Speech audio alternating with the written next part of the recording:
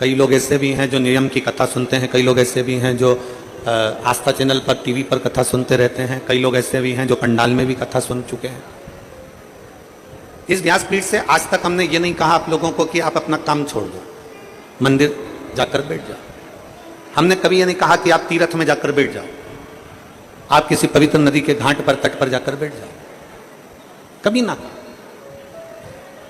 इतना जरूर है कि आप अपनी जिंदगी को फुल एंजॉय से जियो। अपने जीवन को जितना खुश होकर जी सकते हो उतने खुश होकर जियो। अपने जीवन को जितने आनंद से जी सकते हो उतने आनंद से जियो। और जीते जीते जीते जी अपने जीवन को जीते समय, आनंद के साथ चलते समय थोड़ा थोड़ा शिव भक्ति करते चलो, भगवान की विरल भक्ति धारण करते चलो। अभी माननीय विधायक महोदय कह रहे थे, सुहास जी, अन्ना कांदे जी, कि 2027-28 तक कथा मिलना बहुत कठिन है। पर माननीय विधायक जी कह रहे थे, आमदार जी, कि ये कथा कहीं शिव की कृपा से नांदगांव वासियों को मिल गई। ये ओगड़तनी की कृपा से। और हम तो इतना कहेंगे माननीय आमदार जी को कि ये नांदगांव वालों को तो मिली है, पर माननीय सुहास भैया कांदे जी को हम इतना जरूर कहेंगे कि ये कहीं ना कहीं आपके भी बुजुर्गों का आशीर्वाद होगा तो ये कथा नांदगांव के इस पवित्र प्रांगण में आई। नांदगांव वालों का तो पुण्य है, पर ये पुण्य आप लोगों का भी है जो ये कथा यहां पहुंची। अब इस कथा में से आप और हम कितना ले सकते हैं, इस कथा में से आप और हम कितना ग्रहण कर सकते हैं, कितना प्राप्त कर सकते हैं, कितना ले सकते हैं, ये आपके और हमारे ऊपर निर्भर करता है।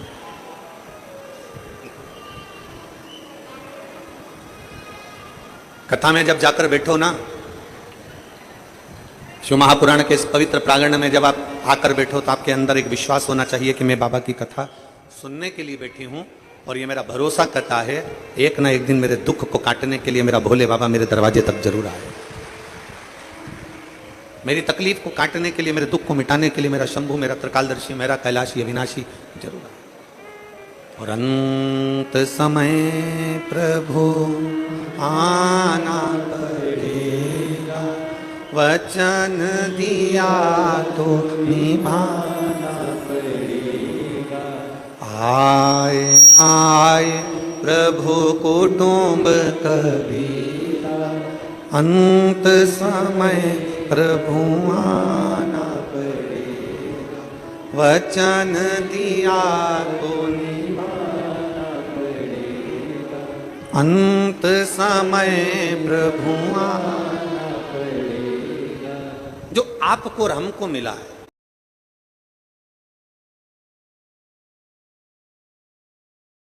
Direct funds or regular funds, the right choice can get you up to 1% extra return.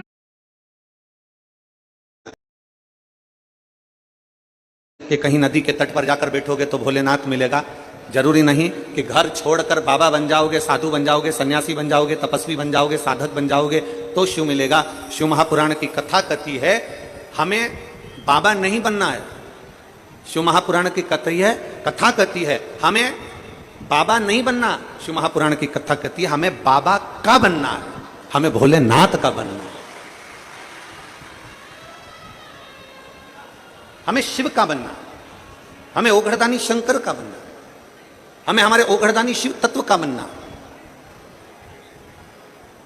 अगर कोई आपसे कह दे अपना घर छोड़कर बाबा बन जाना, ना ना कह देना सियोर वाला महाराज मना करा, हमें बाबा नहीं बनना, हमें बाबा का बनना है। बाबा बनना अलग बात है और बाबा का बनना अलग बात है।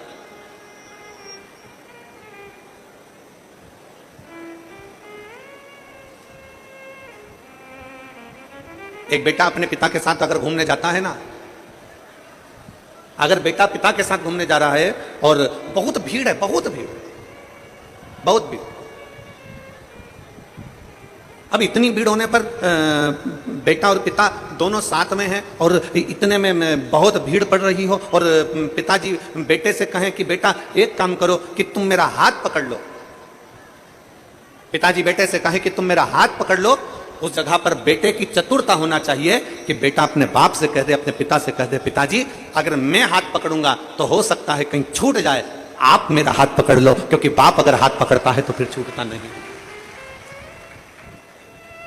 अगर मैं हाथ पकड़ूंगा तो हो सकता है छूट जाए, पर अगर मेरा भोले बाबा, मेरा शिव, मेरा शंकर, मेरा ओघड़दानी, मेरा त्रिकालदर्शी, मेरा कैलाशी, अविनाशी, मेरा शिव जब आपका हाथ पकड़ता है तो निश्चित है कि वो छूटता नहीं।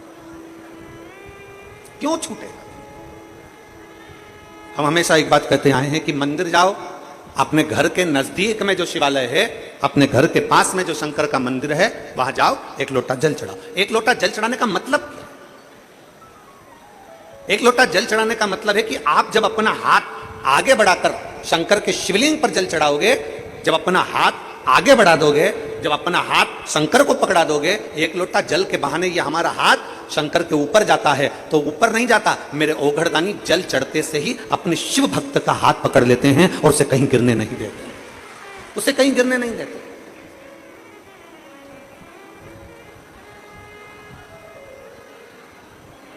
हमारे पास में कई लोग सूचना करते हैं, गुरुजी आप अपनी कथा में वही की वही भजन दोहराते रहते हो, आप अपनी कथा में वही की वही लाइन दोहराते रहते हो, बार बार इतनी कथा सुनी हमने, आपके भजन वही चलते हैं, आपकी लाइनें वही चलती है कथा में, आपके जो भजन की टिप है वो वही की वही चलती है। उसका कारण क्या है? हम पूरे शिव भक्तों से इतना चाहते हैं कि जो शिव महापुराण की कथा में भजन या एक लाइन कीर्तन की बोली जाती है, वो लाइन आप भी गुनगुनाओ। तो कभी शंकर के मंदिर में खड़े होगे तो बाबा के मंदिर में भी आपको वो लाइन का स्मरण होगा कि अंत समय प्रभु, जितने बैठे हो सब गाइए, वचन दिया तो निभाना पड़ेगा, आए ना आए प्रभु कुटुंब कबीरा, अंत समय प्रभु आना पड़ेगा। हम बार बार उस लाइन को इसलिए गुनगुनाते हैं कि आपकी चित्तवृत्ति में बैठ जाए कि अंत समय में उस भोले को बुलाना, अंत समय में उस परमात्मा को बुलाना, अंत समय में उस शिव को बुलाना। और जब हम ओघड़दानी, त्रिकालदर्शी, कैलाशी, अविनाशी भगवान शंकर को भजेंगे, उसका स्मरण करेंगे, तो वो कैसे ना आएगा? कल एक कथा अपन सुन रहे थे, श्रवण कर रहे थे सुखदेव जी महाराज, भगवान सुखदेव जी महाराज की कथा का आप और हमने स्मरण किया। जब हम भगवान शंकर की कथा का पवित्र स्मरण कर रहे थे तो उसमें एक प्रसंग में 3 बातें राजा जनक जी ने, राजा जनक जी ने 3 बातें श्री सुखदेव जी महाराज से कही। उसमें एक बात राजा जनक जी ने सुखदेव जी से कही कि सबसे बड़ा आश्रम गृहस्थाश्रम होता है। दुनिया का सबसे बड़ा आश्रम गृहस्थाश्रम है। साधु बनना सरल है, सन्यासी बनना सरल है, तपस्वी बनना सरल है, साधक बनना सरल है, उपासक बनना सरल है, पर अपने घर में, अपने परिवार में, अपनी पत्नी, अपने पति, अपने बच्चे, अपने भाई, अपने बंधु, अपने सखा, अपने मित्र, अपने दोस्त और अपने अपनों के साथ में घर में रहना बड़ा कठिन है। साधु बन गए, घर छोड़ दिया, अकेले तो कहीं पे भी रह लो, अकेले तो तुम होटल में पड़े रहो तो तुम्हारा मन लग जाएगा, पर घर में तो रहो। घर में इधर से माता जी कुछ कहे, उधर से पिताजी कुछ कहे, उधर से पत्नी कुछ कहे, उधर से पति कुछ कहे, उधर से भाई कुछ कहे, उधर से बहू कुछ कहे, उधर से रिश्तेदार कुछ कहे, तब घर में रहना बड़ा कठिन हो जाता है। साधु बनना सरल है, तपस्वी बनना सरल है, साधक बनना सरल है, उपासक बनना सरल है, सन्यासी बनना सरल है, पर गृहस्थी बनना सबसे कठिन है। दुनिया का सबसे कठिन काम है गृहस्थ आश्रम में रहना। और जितने सन्यासी थे, जितने तपस्वी थे, जितने साधक थे, उन्हें भगवान बहुत बाद में मिला। जो गृहस्थी थे उनको भगवान जल्दी मिल गए। मीराबाई गृहस्थी थी, पति परिवार के साथ रहती थी, गिरधर गोपाल मिल गए। कर्माबाई भगवान मिल गए। नामदेव जी भगवान मिल गए। संत तुकाराम जी भगवान मिल गए। मुक्ताबाई भगवान मिल गए। बड़ी सरलता से रामकृष्ण परमहंस भगवान मिल गए। गृहस्थ आश्रम एक ऐसा आश्रम है जिसमें रहकर आप अगर भगवान को एक क्षण भी पुकार रहे हो तो भगवान आपको प्राप्त। गृहस्थ आश्रम में अगर आपने परमात्मा को पुकारा, एक क्षण भी पुकारा, तो परमात्मा आपको मिल रहा, भगवान आपको मिल रहा। राजा जनक जी ने सुखदेव जी महाराज से कहा कि गृहस्थ आश्रम में पढ़िए, शादी करिए। सुखदेव जी महाराज ने कहा मैं और शादी, विवाह कैसे कर, मैं शादी कैसे कर, नहीं, शादी तो करना पड़ेगा, गृहस्थाश्रम में पढ़ना पड़ेगा, तो मैं किससे शादी करूं? सुखदेव जी महाराज ने पूछा राजा जनक जी से, आप मेरे गुरु हो, आप आज्ञा करिए कि मैं विवाह किससे करूं। इतने में राजा जनक जी ने कह दिया, जन्म मरण और परण। जन्म, डॉक्टर बोल भी देना कि इतनी तारीख तक डिलीवरी हो जाएगी, इतनी तारीख तक जापा हो जाएगा, पर जब तक मेरा बाबा ना चाहे तब तक जन्म नहीं हो सकता, जब तक मेरा बाबा ना चाहे तब तक जन्म नहीं हो सकता। जन्म, मरण, किसी ने हाथ देखकर कह दिया, पत्रिका देखकर कह दिया खूब लंबी उम्र है, खूब जियोगे, 80 साल 90 साल 100 साल, खूब लंबी उम्र है, मालूम पड़े अटैक आया, निपट गया, बैंक का खाता बंद, चल समाप्त, चला। अब तो किसी ने, महाराज जी तुमने तो पत्रिका देखकर कहा था कि उम्र बहुत है, तुमने हाथ देखकर कहा था कि उम्र बहुत है, और ये तो अटैक आए और चले गए। और किसी किसी को डॉक्टर ने कह दिया कि इसकी अंतिम सांस चल रही है, इसको घर ले जाओ, उसको घर ले गए, 4 बार गोबर से लीप के नीचे सुला दिया तो भी प्राण नहीं छूटे, वो जैसी की जैसी थी, वो जैसा की जैसा ही था, मरा ही नहीं। जन्म, मरण, और तीसरे नंबर पर है परण। परण मतलब शादी, विवाह। किसके साथ होगा, कब होगा, कैसे होगा, कहां होगा, ये उसने निश्चित कर रखा। परण ये उसने निश्चित करा।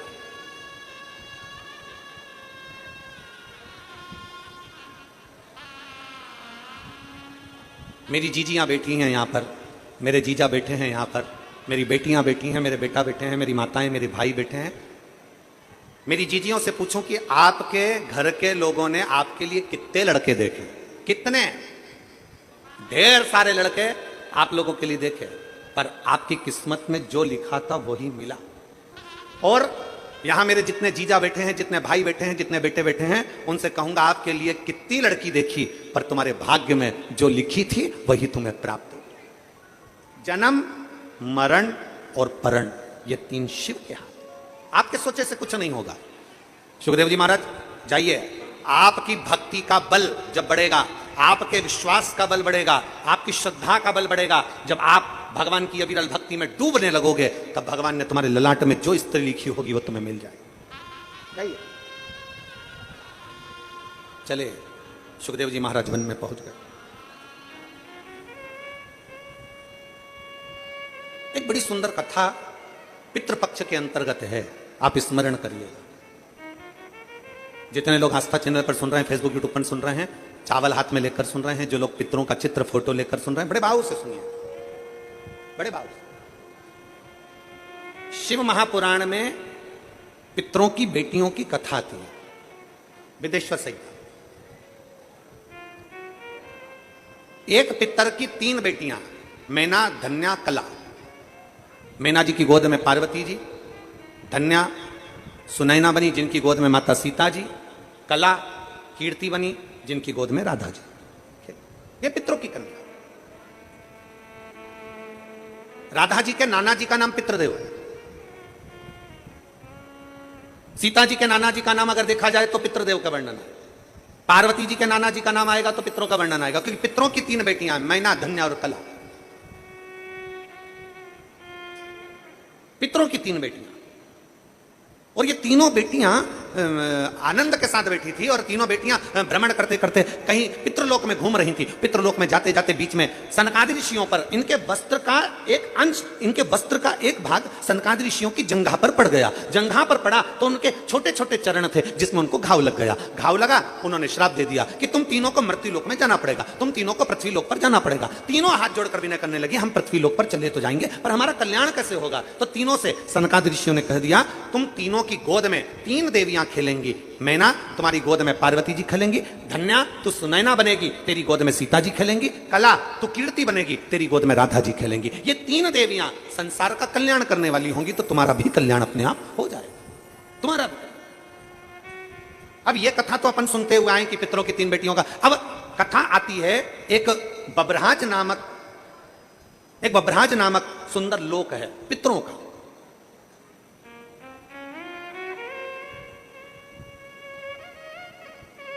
बब्रहाज नामक एक सुंदर पितृलोक है, बड़ा सुंदर पितृलोक है, जहां पर पितरों के स्वामी आर्यमा अपने एक मित्र, अपने एक भाई के साथ में विराजमान।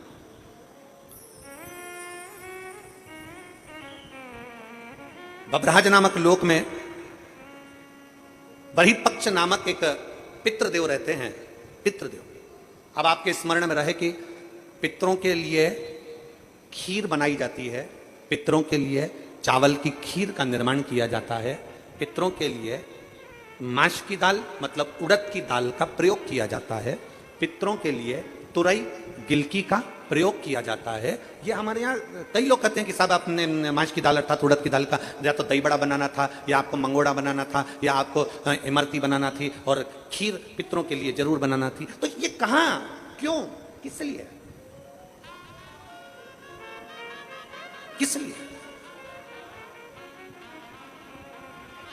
शिव महापुराण की कथा कर रही है।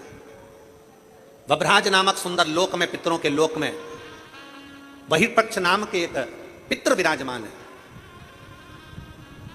ये बहिर्पक्ष पहले पितृ नहीं थे, पर ये भगवान शंकर की भक्ति में इतने तल्लीन रहते थे कि भगवान शंकर इन पर प्रसन्न हो गए। इन्होंने अपने जीवन काल में हर महीने जो शिवरात्रि आती है, ऐसी कोई शिवरात्रि नहीं छोड़ी जिस शिवरात्रि पर शंकर का अनुष्ठान ना किया, अर्थात शिव का अभिषेक ना किया, शंकर भगवान की भक्ति ना करी। और कितने किस्मत वाले हो रहे नांदगांव वालों, ऐ महाराष्ट्र वालों, नांदगांव वालों को मैं बहुत बहुत साधुवाद देता हूं कि आप जिस कथा को श्रवण कर रहे हो पितृपक्ष में, इसी पितृपक्ष के अंतर्गत 30 तारीख को मासिक शिवरात्रि इस पितृपक्ष की पड़ेगी, और आप और हम सब कथा के रसतत्व में बैठे। कितने किस्मत वाले, भाग्यशाली, ये आपके भाग्य की सराहना है। आप और आज कितनी तारीख है?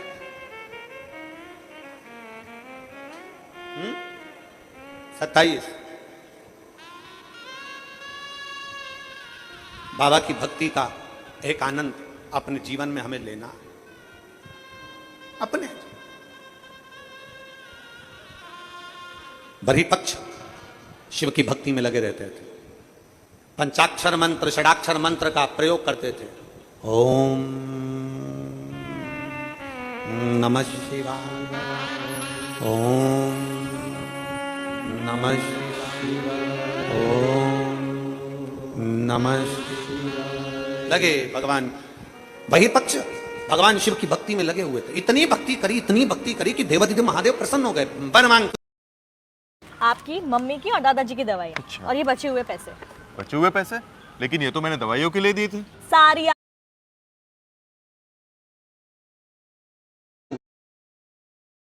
हमारे लोग कहते हैं हमारी समस्या समाप्त नहीं हो रही, हमारी समस्या खत्म नहीं हो रही। हम कहते हैं जब रावण, कंस, हिरण्यकशिपु, हिरण्याक्ष, बकासुर, अघासुर, पूतना, ताड़का आदि जितने भी हैं असुर, जब वो समाप्त हो सकते हैं तो आप अपना कर्म करते जाओ, एक लोटा जल देवाधिदेव महादेव को चढ़ाते जाओ।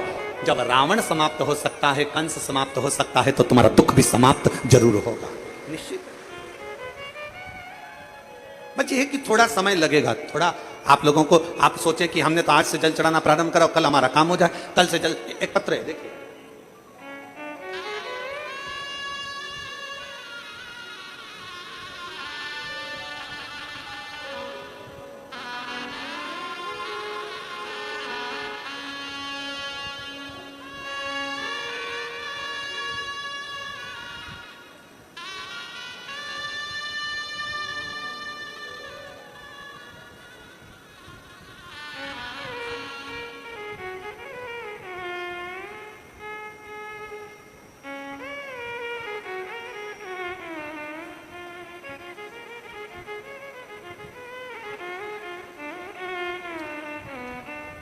सो सुंचिता जितेंद्र पाटोले, लक्ष्मी नारायण लांस, धुलिया, महाराष्ट्र। कहीं बैठे हों तो हाथ हिला सकते हैं। आ जाइए, एक बेलपत्र ले जाइए, आ जाइए, आ जाओ। गुरुदेव, मुझे एक बेटा और 2 बेटियां हैं। मेरे पति बस कंडक्टर हैं, सब कुछ है भी और नहीं भी है। गुरुदेव, जिम्मेदारियां बहुत थी, कुछ गलत संगत के कारणवश पति पड़ गए। तब बाबा पर भरोसा कर कर फिर कामकाज चालू करा और अपने बेटे को इंजीनियरिंग की पढ़ाई करवाई। मेरा बेटा इंजीनियरिंग की पढ़ाई तो कर लिया, पर 3 साल निकल गए, पर उसका कहीं जॉब नहीं लगा। मेरा बेटा कहता है, मां कहीं प्राइवेट में भी अगर जॉब लग जाए तो मैं कम से कम तुम्हारे को हेल्प तो करूं, पर प्राइवेट में भी जॉब मिलता नहीं। मेहनत करी, प्राइवेट में जॉब किया, फिर आखिरी में बेटे ने कहा, मां आप कथा सुनती और कथा में वो सीहोर वाला महाराज कहता है कि शंकर पर चढ़ाया गया जल कभी खाली नहीं जाता है। तब मैंने अपनी पड़ोसन से पूछकर भगवान शंकर के पशुपति व्रत और शिवजी पे 1 लोटा जल का वर्णन अपने बेटे को कहा, और बेटे ने भी पशुपति व्रत और 1 लोटे जल का महत्व को जाना। और बाबा देवाधिदेव महादेव की कृपा का मैं क्या गुणगान करूं गुरुदेव। आज मेरे बाबा ने मेरे बेटे को 8 फरवरी 2024 को PWD गवर्नमेंट इंजीनियरिंग में सिलेक्शन देते हुए साथ में उसकी नौकरी का भी अप्लाई आया। मैं बाबा को यहां धन्यवाद देने के लिए आया। एक शिव भक्ति, एक शिव तत्व, एक शंकर भगवान की अविरल भक्ति हमारे जीवन में समाहित, जीवन में समाहित। और मैंने तेरे ही भरोसे बाबा, तेरे ही भरोसे हवा बिच उड़ती जावा, बाबा डोर हंतो छड़ी ना में कटी जावा, भोले मैं तेरी शंभो मैं तेरी हवा बिच उड़ती जावागी, बाबा डोर हंतो छड़ी ना में कटी जावागी, भोले मैं तेरी शंभो मैं तेरी।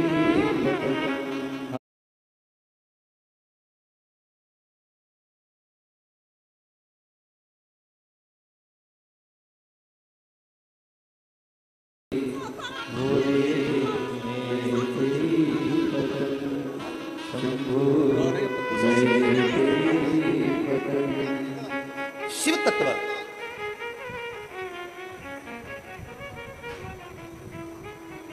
एक बहन का बेटा PWD में लग गया और दूसरी जो आई है 8 साल से बेटा सरकारी नौकरी की तलाश में था। बाबा के कावड़ यात्रा भरी सीहोर की और बाबा की कृपा से महाराष्ट्र पुलिस में उसका सिलेक्शन हो गया और वो भी उसमें शिव तत्व अभी पुणे में सर्विस कर रहा है। पुणे एक विश्वास, एक भरोसा, एक दृढ़ता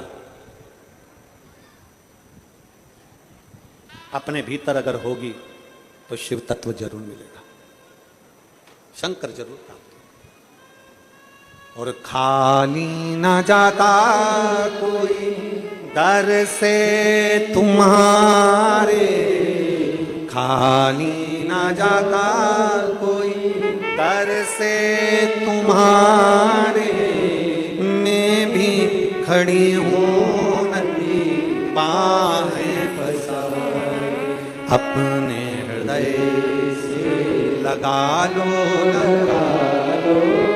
गिरा जा रहा हो, उठा भोले अपने दर से अब तो न टालो, गिरी जा रही हो उठा भोले अपने दर से अब तो न गिरा जा रहा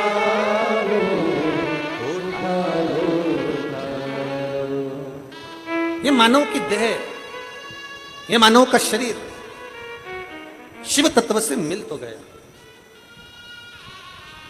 ये मानव की देह, मानव का शरीर प्राप्त तो हो गया। कहा, बहिर्पक्ष ने कहा, शिव की आराधना से अगर मुझे देना चाहते हो तो सुंदर एक लोक दे दीजिए। बब्रहाज नामक पितरों का एक लोक प्रदान कर दिया। शंकर ने दिया, शिव ने। कोई लेट बनता है, कोई जल्दी बनता है, शिव को जल चढ़ाने वाला एक दिन सेठ जरूर बनता है। एक शंकर का जल चढ़ाया गया कभी खाली नहीं जा सकता, शिव का चढ़ाया गया जल कभी खाली नहीं जाएगा। आज अगर काम नहीं आया तो कल आएगा, कल नहीं आया तो परसों आएगा। अपनी जिंदगी में शंकर को चढ़ाया गया एक लोटा जल कभी निष्फल नहीं हुआ, उसका फल मिलता जरूर। वो जल का फल मिलेगा जरूर, खाली नहीं जा सकता। अब बहिर्पक्ष अपने पितृलोक में रहने लगे। इतना सुंदर लोक, इतना सुंदर लोक, जिस लोक में सब श्वेत आनंदमय हो, सबकी भलाई का कार्य होता हो।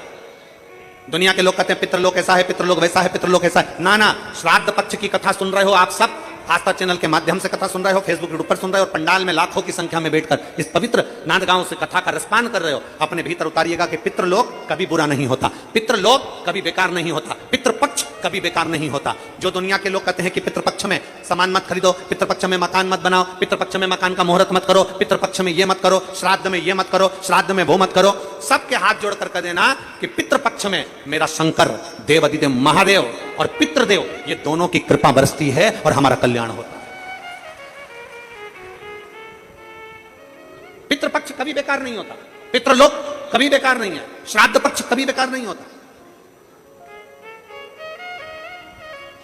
श्रद्धा कभी बेकार नहीं होती। आपके भीतर की श्रद्धा होना चाहिए। किया गया अच्छा कर्म कभी बेकार नहीं होता। आप अच्छा कर्म करते रहो, कभी आपके जीवन में तकलीफ नहीं है, कभी तकलीफ नहीं है।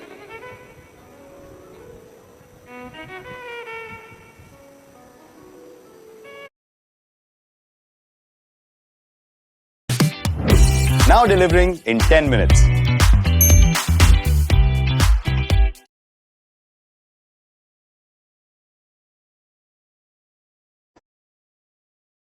क्षेत्र में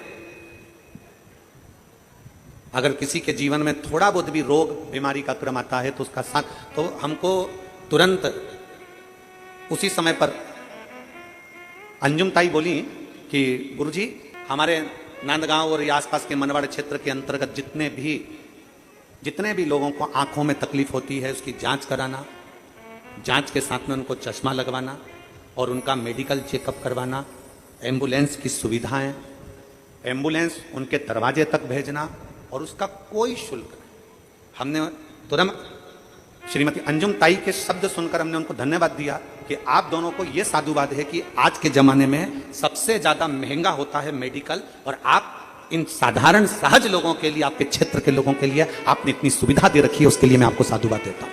यह साधुता है। आप, हम अपनी कथा में बार बार कहते हैं अगर आप किसी को 1 रुपया नहीं दे सकते मत दो, आप किसी को चवन्नी नहीं दे सकते मत दो, पर इतना जरूर करो। कोई बच्चा पढ़ना चाहता है, किसी बच्चे को एजुकेशन चाहिए, उस बच्चे को एजुकेशन की जरूरत है, आप उसके पास में पैसा नहीं, आप उसको एजुकेशन दीजिए। मैं आपको विश्वास दिया, धन्यवाद देना चाहूंगा कि आपके क्षेत्र की एक एक बेटी को निःशुल्क आप कॉलेज की पढ़ाई करा रहे हो, उसके लिए साधुता है। आपको उसके लिए साधुता है। एजुकेशन की जरूरत है, एजुकेशन दीजिए। हमने फिर कहा आप 1 रुपए का दान किसी को नहीं दे सकते मत दो। अपने नजदीक में कोई रह रहा है, उसको बीमार है, तकलीफ में, और आपके दरवाजे पर अगर कोई आकर अलख जगा रहा है कि भैया मेरे यहाँ तकलीफ है और आपको ये बीमारी मालूम पड़े, आपका सहयोग मिल जाए, उससे बढ़कर और क्या चाहिए? इससे बढ़कर दुनिया का कोई सुख नहीं है। आप 1 रुपए किसी को मत दो, नहीं देते मत दो, पर कोई भूखा है उसको भोजन करा दो, कोई प्यासा है उसको पानी पिला दो। आपके हाथों से सत्कर्म करते चलिए, सत्कर्म। क्या पूछेगा ऊपर भोलेनाथ? अरे ओ नांदगांव वालों, ऊपर जाएंगे अपन तो भगवान क्या पूछेगा? तूने पाप कितने किए ये पूछेगा? अरे बोलो तो जम के नहीं। भगवान तुम्हारे जैसा फ्री नहीं है जो पाप पूछेगा कि पाप कितने किए। जैसे अपन लोग फ्री रहते ना तो दुनिया का बस यही देखते रहते उसने क्या बुरा करा, क्या बेकार करा, क्या गलत किया। अपन 24 घंटे बस इसी में लगे रहते। भगवान ऐसा फ्री नहीं बैठा कि तुमसे पूछेगा तूने पाप कितना किया। भगवान तुमसे ये भी नहीं पूछेगा कि तूने पुण्य कितना किया, यह भी परमात्मा नहीं पूछेगा। उसके पास में डायरियां बनी हुई है तेरे पाप की, तेरे पुण्य की। जब अपन पैदा हुए अपने अंदर एक सिम फिट करके जन्म दिया है परमात्मा ने, उसके पास सारा लेखा जोखा, एक बटन दबाएगा तेरे पाप और पुण्य का लेखा उसके पास आ जाएगा कि कहां भेजना है। पहले का समय था कि चित्रगुप्त महाराज खाता देखते थे, आजकल चित्रगुप्त महाराज भी लैपटॉप रखते हैं। पहले का समय था कि चित्रगुप्त महाराज खाता देखते थे, आज के समय में चित्रगुप्त महाराज लैपटॉप रखते हैं, एक बटन में दबाते हैं, बस दबाते थे देख लेते कितना पाप कितना पुण्य। बस उसी तरह भगवान तुमसे नहीं पूछेगा कि तुम्हारा पाप कितना किया, भगवान तुमसे नहीं पूछेगा कि तुमने पुण्य कितना करा, पर भगवान तुमसे जरूर पूछेगा कि तेरे को मनुष्य का शरीर दिया था, पृथ्वी पे जाके एंजॉय कितना किया, खुश कितना रहा, सुखी कितना रहा, तूने अपने आनंदमय जीवन को कितना जिया। ये मानव का शरीर बार बार नहीं मिलता। 83,99,999 जन्म निकलने के बाद 84 लाख में नंबर का जन्म है मनुष्य का जन्म। और उस मनुष्य के जन्म में तूने भजन नहीं करा, मनुष्य के जन्म में तूने भक्ति नहीं करी, मनुष्य के जन्म में तूने किसी प्यासे को पानी नहीं पिलाया, मनुष्य के जन्म में तूने किसी भूखे को भोजन नहीं कराया, अपनी प्रसन्नता में जिया नहीं, पूरी जिंदगी रो रो के मर गया। कभी अभी हमने कथा में कहा था छत्तीसगढ़ में बचपन में होमवर्क, जवानी में होम लोन और बुढ़ापे में अलोम विलोम, जिंदगी समाप्त। बचपन में होमवर्क, जवानी में जम के बोलो होम लोन, और बुढ़ापे में अलोम और बिलोम, बस बुढ़ापा तक समाप्त। ये जीवन निकल गया। बचपन होमवर्क करते करते निकल गया, होमवर्क कर ले, होमवर्क कर ले, होमवर्क कर ले, दोचे पीटे, होमवर्क कर ले, होमवर्क कर ले। और जवानी में पत्नी पति से बोले, पति पत्नी से बोले अपन दोनों पुणे में रह रहे हैं, एक फ्लैट ले लें, home loan home loan home loan, और लोन चुकाते चुकाते फ्लैट फ्लैट फ्लैट फ्लैट, आखिरी में गया लेट और हो गया फ्लैट। बचपन में होमवर्क, जवानी में होम लोन और बुढ़ापे में शरीर साथ नहीं दे रहा तो सुबह से शाम तक अलोम और बुढ़ापा निकल गया, जवानी गई, अधेड़ी गई, बुढ़ापा गया। परमात्मा पूछेगा पाप कितना किया। भगवान इतना फ्री नहीं है तुमसे पूछे कि पाप कितना किया, भगवान इतना फ्री नहीं है कि तुमसे पूछे कि पुण्य कितना करा। भगवान तुमसे पूछेगा मनुष्य का शरीर दिया था, क्यों रे नांदगांव में कथा हो रही थी, गया था, बैठा था, चले जाता, थोड़ा एंजॉय कर लेता, कहीं बैठकर कथा का रसपान कर लेता। ये मानव का शरीर मिला था, तूने यूं ही गवा दिया, बड़ी मुश्किल से मिला था, यूं ही चले गया। 7 दिन की कथा में आज 2 दिन चले गए। कितने दिन बचे? अरे बोलो तो 5 दिन। 5 दिन ऐसे ही चले जाएंगे और तुम सोच सोच के रह जाओगे, अब बस कल जाऊंगी, बस कल जाऊंगी। और कल से पहले, कल दोपहर में कथा होने वाली है 1 बजे से, और उसके पहले रात्रि के 11:30 बजे छाती में दर्द हुआ, निपट गई तो क्या करोगे? करोगे क्या? किसको भरोसा, किसको भरोसा? अरे साथ देती नहीं ये किसी का, क्या भरोसा है इस जिंदगी का, साथ देती नहीं ये किसी का, क्या भरोसा है इस जिंदगी का। क्या भरोसा है? कौन सा भरोसा? खुश होकर जियो, फुल एंजॉय। अपना मानव का देह मिला है, कभी किसी का बुरा मत करो, फुल आनंद के साथ, मस्ती के साथ, आनंद के साथ, भक्ति के साथ, भजन के साथ, कीर्तन के साथ, अपने आनंद में खुशियों के साथ जियो, रोकर नहीं। Smile please. फोटो वाला भी कह देता है जब फोटो खिंचवाने जाओ, तब फोटो वाला भी कहेगा ए आई स्माइल, ए भाऊ स्माइल। फिर निवेदन है, कितने सारे लोग फोटो ले लेके आए हैं अपने पूर्वजों का, फोटो को देखकर जरा विचार करो, इनका एक ही फोटो है। आपसे निवेदन है, जिंदा होना तब तक डीपी पे रोज फोटो बदलो, नहीं तो आखिरी में तो एक दीवार पे भी लग जाता है, दीवार पे। और जितना सेल्फी में स्माइल देते हो ना, उतना सेल्फ जीवन में स्माइल दीजिए, उतना अपने जीवन में स्माइल, खुश रहो, प्रसन्न।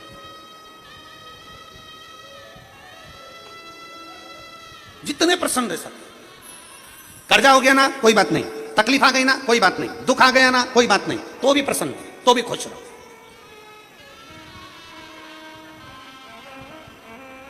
आप प्रसन्नता का जीवन जियो, प्रसन्नता।